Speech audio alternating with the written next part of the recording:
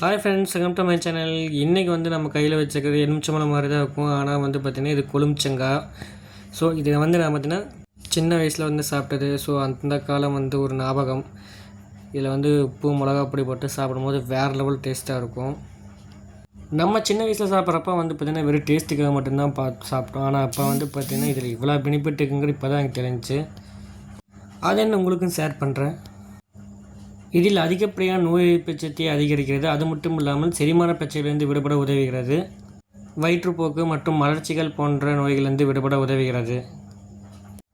இரத்த ஓட்டத்தை வந்து சீராக்கிறது. அது மட்டும் இல்லாமல் கல்லீரல் ஆரோக்கியத்துக்கு மேம்படுத்தப்படுகிறது. இருமல் மற்றும் சுவாச பிரச்சனைகளுக்கு வந்து பார்த்திங்கன்னா நிவாரணியாக உதவுகிறது.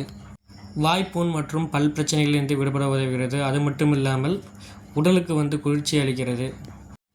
இத்தகைய பழத்தை வந்து பார்த்திங்கன்னா நீங்கள் எங்கே பார்த்தாலும் மறக்காமல் வந்து நீங்கள் சாப்பிடுங்க, மற்றும் உங்கள் குழந்தைகளுக்கு வந்து கொடுங்க. குழந்தைகளுக்கு தேவையான நோய் எதிர்ப்பு சக்தியை வந்து அதிகரிக்க ரொம்ப பங்கு வகிக்கிறது.